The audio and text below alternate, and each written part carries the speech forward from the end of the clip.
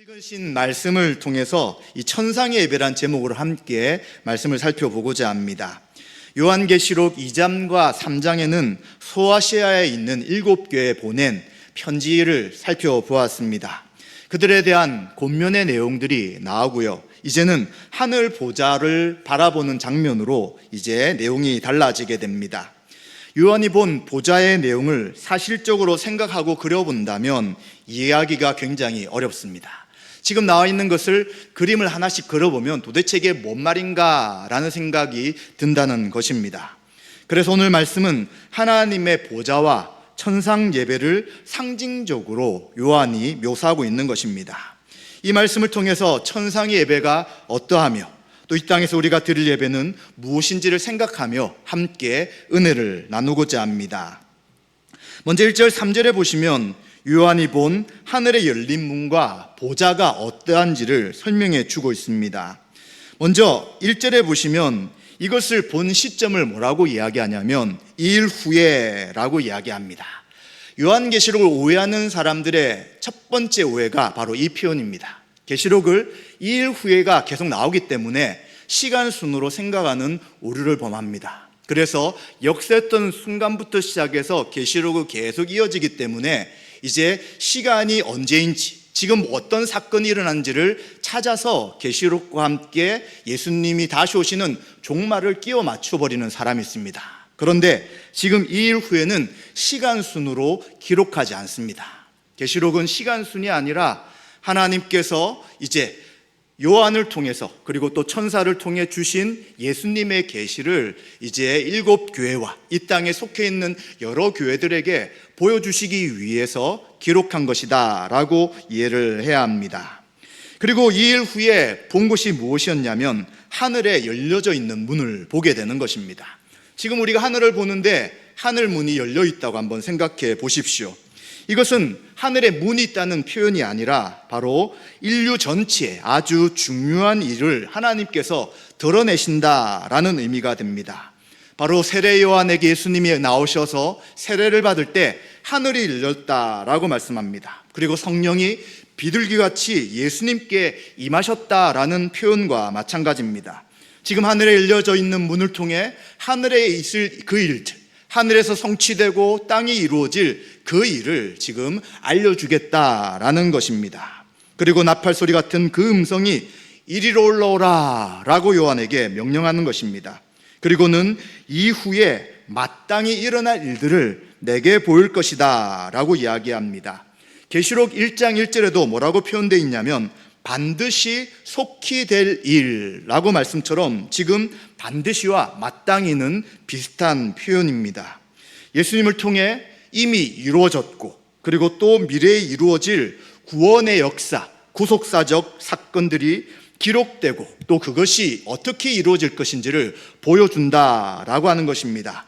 우리가 그동안 송경환 목사님을 통해서 다니엘서 말씀을 보았습니다.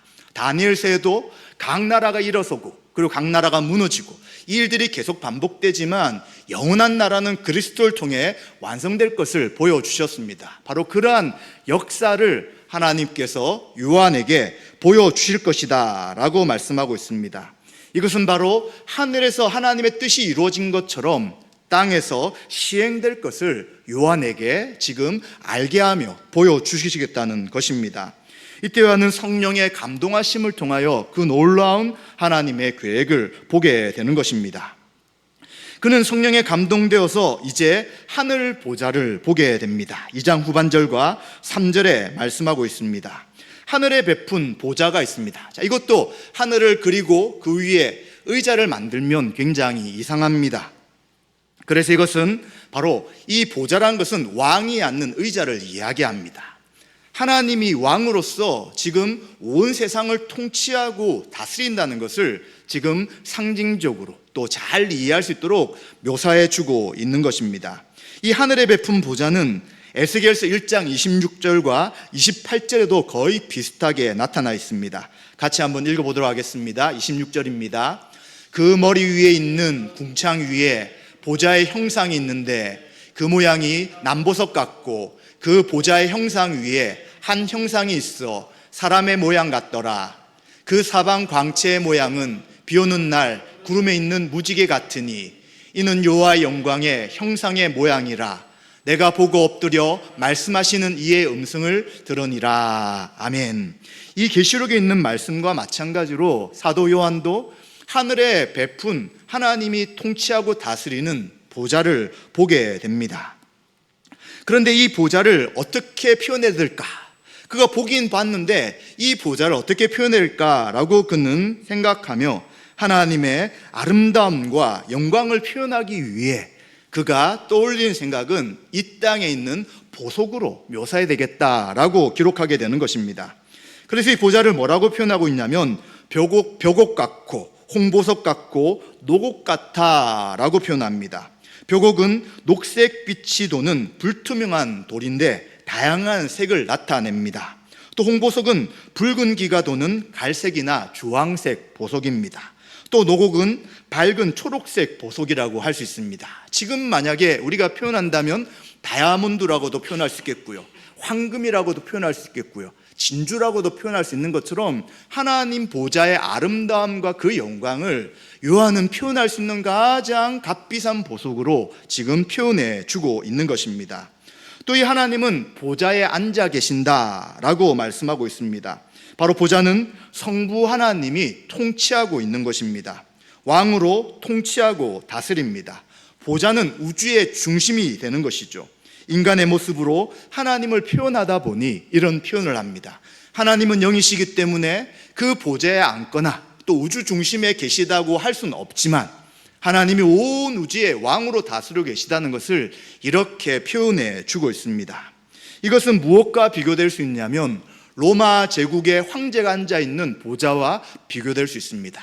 우리가 영화 같은 걸 통해 볼 때 큰 힘이 있는 왕이 앉아있는 의자를 보면 굉장히 멋있게 꾸며놨습니다. 보석도 있고 칼들도 있고 하여튼 보여줄 수 있는 최선의 모양으로 의자를 만들고 그 위에 딱 앉아서 내가 이 나라를 다스리는 왕이다 라고 하는 것과 마찬가지입니다. 그런데 이 로마 제국의 황제가 앉아있는 보좌와 비교할 수 없는 것이죠. 하나님은 온 우주의 왕으로서 지금 통치하고 다스리는 것입니다. 그리고 보좌에 둘려있는 무지개를 볼 때 하나님이 비할 바 없고 말로 표현할 수 없는 아름답고 영광을 요한은 강조하고 있는 것입니다. 그래서 우리도 이러한 사도 요한이 보았던 보좌를 생각해 볼 때 이러한 묘사를 통해서 하나님의 그 영광과 아름다움을 우리는 생각해 볼 수 있는 것입니다. 이제 사도 요한은 이러한 보좌를 볼 뿐만 아니라 또 보좌 주변에 있는 여러 존재들에 대해 설명해 주고 있습니다. 4절과 8절 후반절에 나타나는데 첫 번째 존재는 24장로입니다. 그들은 흰옷과 머리에 금관을 쓰고 있습니다. 바로 흰옷은 어린 양이신 예수님의 피로 정결케 된 사람들이라는 것입니다. 또 이들은 금관을 가지고 있는 것을 볼 때 이들도 하나님과 함께 온 세상을 통치하는 통치자인 것을 알 수 있습니다. 그리고 계시록 3장 21절에는 이들을 이긴 자라고 표현하고 있습니다. 같이 한번 읽어보겠습니다. 이기는 그에게는 내가 내 보좌에 함께 앉게 하여 주기를 내가 이기고 아버지 보좌에 함께 앉은 것과 같이 하리라. 아멘. 이기는 자가 어떻게 하냐면 내 보좌, 또 아버지 보좌에 함께 앉은 것처럼 하겠다라고 이야기해 주고 있습니다. 그래서 이 24장로가 누구이냐라고 할 때 저는 이 24장로는 신약과 구약에 있는 바로 모든 성도들을 대표하는 존재라고 할 수 있습니다. 그래서 교회 공동체가 지금 우리는 이 땅에서 모여 예배를 드리며 또 하나님 백성으로 살아가지만 우리가 보이지 않는 교회라고 할 때 이 영적 존재인 교회는 바로 하늘 보좌에 함께 보좌 옆에서 하나님께 영광과 찬양을 돌리는 것이 바로 우리 교회다라는 것을 생각해야 합니다. 이제 제가 돌아오는 주부터 교회가 어떤 곳인가를 신약과 구약을 통해서 자세하게 이제 몇 주간에 걸쳐서 설교하려고 합니다. 교회는 보이는 교회도 있지만 보이지 않는 교회도 있는 것입니다. 그래서 지금 요한은 24장로들을 통해서 하늘에 보이지 않는 교회가 있다는 것을 이야기해 주는 것입니다.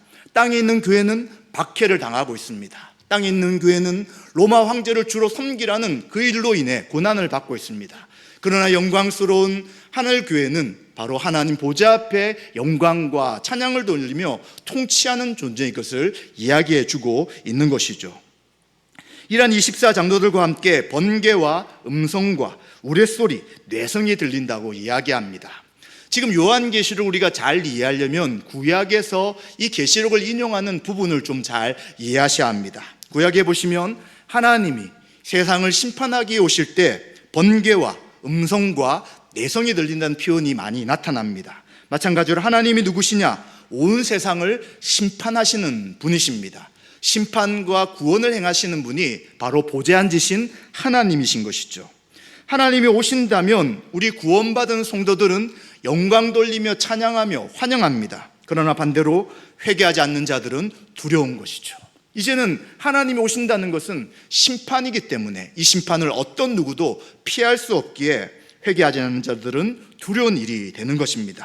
그래서 번개, 음성, 그리고 내성 같은 것이 들리고 보여질 때 사람들이 깜짝깜짝 놀라고 또 계속 그것이 지금 우리 주변에 있다면 우리는 두려워할 것입니다. 마찬가지로 하나님은 회개하지 않는 자들을 심판하시는 분임을 분명하게 말씀하고 있는 것이죠. 또한 하늘은 무엇이냐? 하나님의 뜻이 결정되는 것입니다. 주기도문에도 하늘에서 뜻이 이루어진 것 같이 땅에서도 이루어집니다 라고 말씀하는 것처럼 바로 하나님의 그 뜻이 이루어지고 땅에서 성취되는 것을 보여주고 있는 것입니다. 그렇다면 또 보좌에 있는 하나님의 일곱 영은 무엇인가 라고 할 때에 바로 보좌 앞에 켠 일곱 등불은 계시록에서는 항상 성령을 표현할 때, 성령님을 표현할 때 등불로 표현되는 것입니다. 일곱이라는 것은 완전수이기에 바로 거룩하신 하나님을 표현해 주는 것이고요. 또 하나님의 일곱 영은 성령이 완전하신 분이라는 것을 나타내 주고 있는 것입니다. 그리고 요한은 또 무엇을 보게 되냐면 유리바다를 보게 됩니다. 바다가 도대체 뭘까? 하나님 보좌 앞에 바다가 왜 있을까라고 생각할 수 있지만 역대하 4장 2절에 보시면 솔로몬 성전에 바다가 있었다라고 표현됩니다. 이 바다는 그냥 우리가 보는 육지를 지나는 바다가 아니라 번제에 속한 물건들을 싣거나 제사장 자신을 씻기 위한 용도로 사용하는 그러한 녹그릇을 바다라고 이야기하는 것입니다. 그래서 바다는 제사를 지낼 때 자신의 몸 그리고 제사 짐승의 물건을 깨끗하게 씻는 것이기 때문에 이 하늘 보좌의 거룩성을 표현해 주는 것이다 라고 말할 수 있습니다.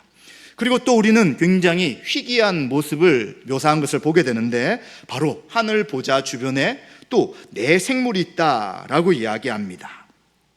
그런데 이 내생물은 첫째는 사자 같고요, 둘째는 송아지 같고, 셋째는 사람 같고, 그리고 넷째는 독수리 같다라고 표현하고 있습니다. 이것도 만약 그림을 그려본다면 보좌가 있고 또 그 주변에 이런 모양들을 가진 짐승 같은 것들이 있구나 라고 생각되지만 이것도 하나의 상징적인 표현입니다. 바로 이 네 가지는 온 세상에 있는 피조물을 대표하는 것입니다. 사자는 어떤 것입니까? 맹수 중에서 가장 강한 짐승입니다. 피조물 가운데 짐승을 상징하는 것입니다. 또 송아지는 어떤 것입니까? 가축 중에서 힘이 가장 세다고 할 수 있습니다. 또 사람은 어떤 것입니까? 모든 피조물 가운데 최고의 존재이죠. 가장 탁월한 존재, 만물의 영장이 바로 사람입니다. 또 독수리는 날짐승 중에 가장 위험 있는 새가 독수리가 되는 것이죠. 그래서 이 네 가지의 형상을 가진 존재들은 온 세상에 있는 피조물을 상징하게 되는 것입니다. 그래서 모든 피조물들이 하나님 보좌 앞에서 하나님을 경배하며 하나님께 찬양한다라는 것을 보여주는 것입니다. 그리고 또 6개 가진 눈을 이야기합니다. 하나님을 대신해서 이 세계를 살피고 있다라는 것입니다. 또 성경의 구약에 보시면 6개 날개를 가진 천사를 이야기하는데 수룹이라는 천사가 나타납니다. 이 수랍이라는 천사는 하나님 보좌 제일 가까이서 하나님을 찬양하는 존재입니다. 날개가 6개에서 중간에 있는 날개는 날고요, 그리고 두 날개는 얼굴을 가리고 또 두 날개는 발을 가립니다. 그 영광스러운 하나님을 그 피조물인 천사들이 볼 수 없기에 눈을 가리고요, 또 그들의 발에 부끄러움을 가리기 위해 가리고, 그리고 나머지 두 개는 나는 모습을 보여주는 것과 마찬가지로 바로 하나님의 뜻을 온 세상에 날리며, 그리고 하나님의 심판을 전하는 역할하는 존재가 바로 날개 6개 가진 스랍이라는 천사라고 이야기할 수 있습니다. 그렇다면 이 보좌 주변에 있는 이런 존재들은 도대체 무엇을 하고 있을까라는 것을 우리는 생각해 봐야 합니다. 8절 후반절과 11절에 보시면 이제 이 모든 보좌 주변에 있는 피조물들이 창조주 하나님께 찬송을 돌리고 있다라는 것을 보여주고 있습니다. 내 생물은 어떻게 합니까? 영광과 존귀와 감사를 돌려드립니다. 이들은 밤낮 쉬지 않고 하나님을 찬양하고 있습니다. 거룩하신 분, 거룩하신 분, 거룩하신 분을 반복하고요, 이 거룩하신 분은 전능하신 분입니다. 모든 것을 할 수 있는 능력이 있는 분이죠. 따라서 우리와 같은 피조물과는 철저하게 구분되는 분이 바로 하나님이신 것입니다. 이 하나님은 전에도 계셨고 이제도 계셨고 장차 오실 분이라고 그들은 고백하는 것입니다. 그리고 이 하나님은 세세토록 사시는 분이다 라고 하면서 내 생물, 온 피조물들이 하나님을 경배하며 찬양하고 있는 것이죠. 자, 이건 우리가 좀 상상해 볼 수 있습니다. 하나님 보좌 앞에 피조물들이 뭘 하고 있냐면 날마다 하는 일을, 하나님을 경배하며 찬양하는 일을 하고 있다는 것입니다. 이사야서에도 하나님이 우리 인간을 창조하신 목적이 무엇이냐면 찬양받기 위해 창조하셨다라고 말씀하는 것입니다. 그래서 창조주로 인해 피조물이 만들어졌다면 당연히 피조물은 하나님을 찬양하는 것이 마땅한 것입니다. 그래서 예수님께서도 이제 사람들이 예수님을 찬양하지 않으면 돌들로도 찬양받게 하겠다라고 말씀하신 것처럼 온 피조물은 하나님의 영광을 찬양해야 되는 것입니다. 또 10절과 11절에 보시면 24장로들도 하는 일이 있습니다. 영광과 존귀와 능력을 받으시옵소서라고 그들은 엎드리고 경배하고 자기의 면류관을 보좌 앞에 던지고 있는 것입니다. 24장로들은 바로 구약과 신약에 구원받은 모든 성도들을 대표한다고 말씀을 드렸습니다. 이들은 자신들의 관을 다 쓰고 있습니다. 바로 면류관이겠죠. 하나님 주신 구원의 관입니다. 그리고 또 이 관을 쓰고 있다는 것은 계시록 앞에 2장에 읽었던 말씀처럼 하나님과 함께 온 세상을 통치하고 있다는 것을 이야기합니다. 바로 하나님이 온 세상의 통치자신데 이기는 교회들, 승리한 교회들은 하나님과 함께 온 세상을 지금 통치하고 다스리고 있는 것입니다. 그런데 이들이 무엇을 하느냐? 엎드리고 경배하고 자기의 면류관을 보좌 앞에 던지고 있는 것입니다. 면류관을 던진다는 것이 무엇입니까? 하나님께서 자신에게 주신, 교회에게 주신 권위를 이제 이것은 내가 가진 것이 아니라 하나님께서 주신 것이다 라고 표현하는 것입니다. 이것은 그 당시 이 고대 시대에는 정복당한 왕에게 보이는 모습이라고 할 수 있습니다. 이제 정복한 왕 앞에 자기의 왕관을 던져버리는 것이죠. 나 항복했다, 당신이 최고다라고 하는 것과 마찬가지로 구원의 면류관을 받은 모든 교회는 이 면류관을 하나님이 주셨기에 그 하나님 앞에 면류관을 던지며 하나님께 감사하며 찬양하는 것입니다. 그리고 하나님을 뭐라고 표현하냐면 우리의 주 하나님이다 라고 고백합니다. 우리의 주 하나님은 그 당시 로마 황제에게 붙이는 표현입니다. 바로 하나님이 로마 황제보다 월등한 신이시며 온전한 왕이신 것을 그들은 고백하며 찬양하고 있는 것입니다. 이처럼 하나님은 경배와 예배를 받기에 합당한 분이심을 알게 되는 것이죠. 이처럼 하늘 보좌에서 일어난 일이 이제 피조물을 대표하는 내 생물도 하나님께 영광과 감사와 영광을 돌리고 또 구약과 신약에 구원받은 모든 성도도 면류관을 던지며 하나님께 예배하며 찬양하고 있는 것을 우리는 기억해야 되는 것입니다. 그래서 저도 고등학교 3학년 때 담임 선생님이 이제 예수님 믿지 않았습니다. 그래서 그분이 알고 있는 내용이 있었던지 제가 이제 교회를 가고 있다라고 하니까 뭐라고 하시냐면, 야, 너희들은 참 답답하겠다. 구원받으면 하나님 나라에 가면 예배만 돌린다는데 어떻게 날마다 찬양하고 예배만 드릴 수 있느냐? 심심해서 어떻게 사냐 이런 좀 이야기를 하셨지만, 그러나 이것은 영광스러운 것입니다. 피조물이 살아계신 하나님 앞에 엎드리며 그분께 모든 영광을 돌리며 그 하나님 우리에게 보여주시는 은혜가 지금은 제한되지만 지금 구원받은 그 하늘에서는 제한되는 것이 전혀 없는 것이죠. 그래서 이 예배는 피조물들이 드릴 온전한 모습이라고 할 수 있는 것입니다. 자, 그렇다면 우리는 이 4장에 나타난 천상의 모습, 이 천상의 보좌를 바라보며 우리는 도대체 무엇을 우리에게 보여주시기 위해 요한을 통해 이 말씀을 기록하고 있을까요? 먼저 우리가 생각할 것은 지금 이 땅에서, 지상에서는 로마 황제가 하나님의 자리를 차지하고 종로를 타고 있습니다. 그러나 하늘에서는 지금 온전한 왕이 다스리고 통치하고 있다는 것을 믿음의 눈으로 받아들이라고 말씀하는 것입니다. 로마 황제는 정치와 종교를 통합하였습니다. 종교적 예배를 수단으로 자신의 통치를 강화하는 모습이 황제들이 가지고 있었던 것입니다. 특히 그 중에 카라쿨라란 황제가 있었는데 그는 그리스도 신전에 있는 조각품을 가져옵니다. 그리고 신상들의 머리를 떼버리고 그 머리에다가 자기의 흉상을 올리게 되는 것이죠. 그래서 무엇을 합니까? 나도 신이다, 너희들은 나를 신으로 경배하라 라고 하는 것이죠. 또 로마 제국의 백성들이 사용하는 동전에는 황제는 나의 주님이시다 라는 글귀가 새겨져 있었다고 합니다. 그래서 로마 제국에 있는 모든 사람들은 신인 황제가 인간임에도 불구하고 신으로 생각하고 엎드리며 경배하라는 것입니다. 그런데 우리가 지금 본 하늘 보좌의 모습은 무엇을 보여줍니까? 하늘 교회, 하늘 보좌의 참된 주인은 바로 하나님이시란 것입니다. 이 땅에서는 잠깐 있다가 죽어버리는, 잠깐 힘을 썼다가 사라지는 황제가 자기가 왕이라고 이야기하지만 실제 온 세상의 주와 통치자는 하나님이심을 기억하라고 말씀해 주는 것입니다. 하나님은 또 세상을 심판하시며 세상을 새롭게 재창조하는 통치자인 것을 기억하고 낙담하지 말 것을 보여주고 있는 것입니다. 그리고 이 피조물들은 하나님의 백성과 자연 만물이 오직 사람이 아닌 하나님께만 경배하며 예배드릴 것을 말씀해 주고 있습니다. 또한 이러한 것을 통해서 이제 성도들에게 묻는 것이죠. 우리 인생의 주인이 누구인가를 묻고 있습니다. 또 온 세상에서 가장 높은 분은 누구인가라고 묻습니다. 또 누구를 찬양할 것인가 라는 것을 묻고 있는 것이죠. 만약 나 자신을 섬긴다면 나 자신이 나의 모든 인생을 해결하는 사람이다 라고 생각하거나, 또 돈이나 집이나 명예와 같은 물질이 우리의 모든 인생을 이끌어 간다거나, 또 아니면 하나님 외에 다른 어떤 것, 피조물을 섬긴다면 그것은 온전한 왕이 아니라는 것을 말씀해 주고 있습니다.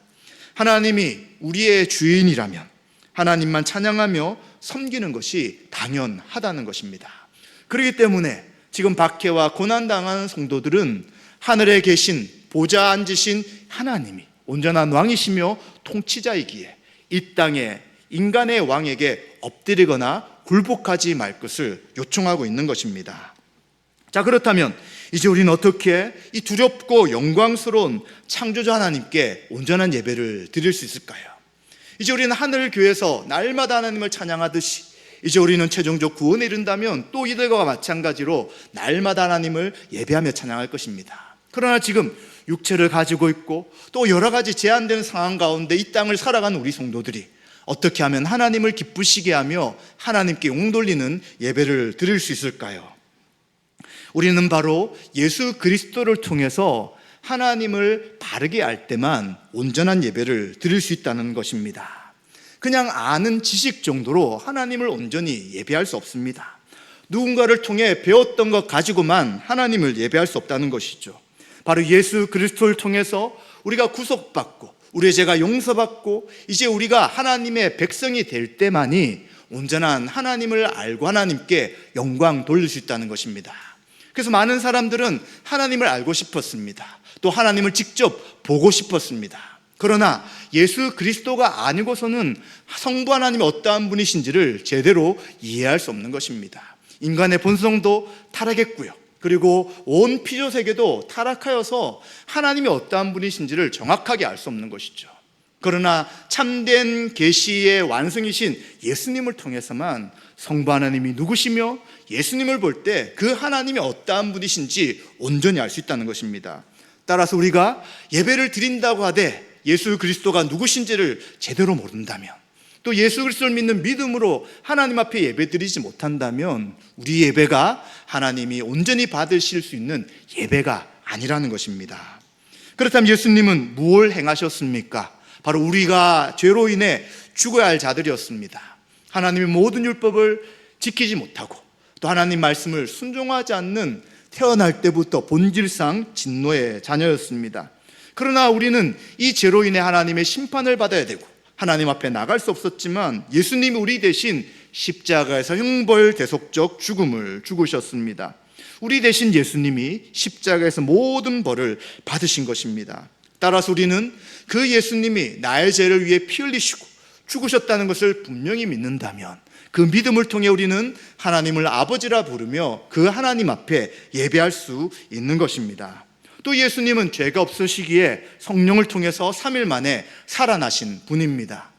예수님이 이 땅 가운데 육신을 가지고 온전한 하나님이시며 인간으로 오셨다는 것을 믿는 것 참 중요합니다. 그러나 또 분명히 믿어야 될 것은 예수님이 3일 만에 살아나셨다는 것도 믿어야 하는 것입니다.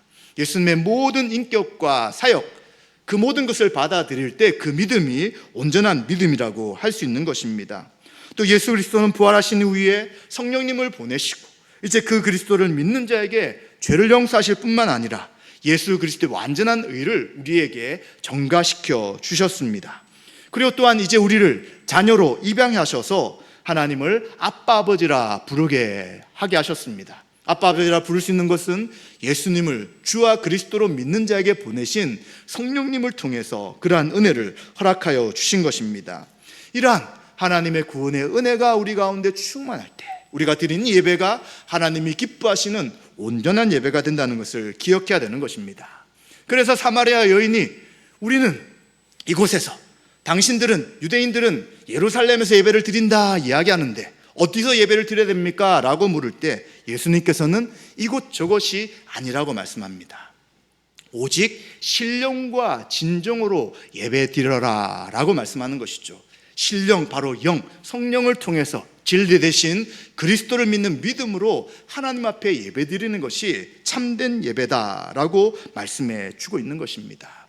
우리가 다 예수 그리스도를 나의 주 나의 하나님으로 믿고 또 성령님을 통하여 하나님을 아빠 아버지라 부른다면 이 예배가 하나님 앞에 드려지는 온전한 예배인 것을 기억해야 됩니다.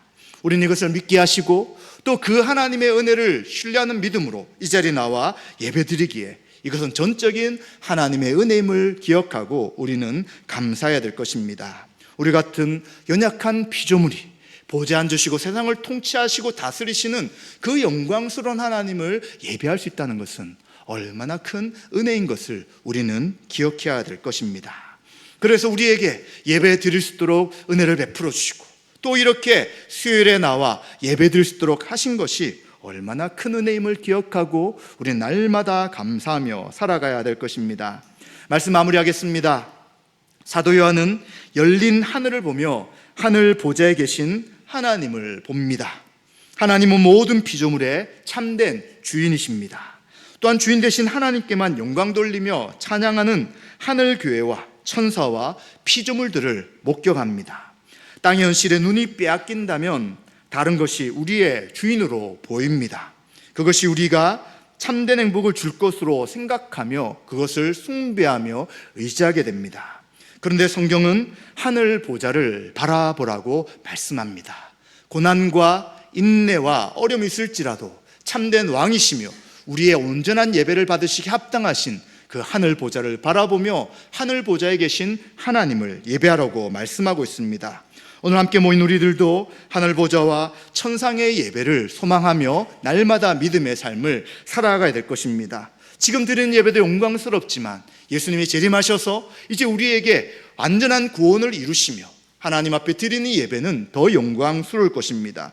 그것을 생각하며 오늘 하루의 삶을 살아갈 때, 그리고 이 땅에서의 삶을 살아갈 때 날마다 살아계시며 왕 대신 그리고 천상의 보좌 가운데 통치자로 계시는 그 성부, 성자, 성령 하나님께 영광 돌리시는 저와 여러분 되시기를 주님의 이름으로 축원드립니다.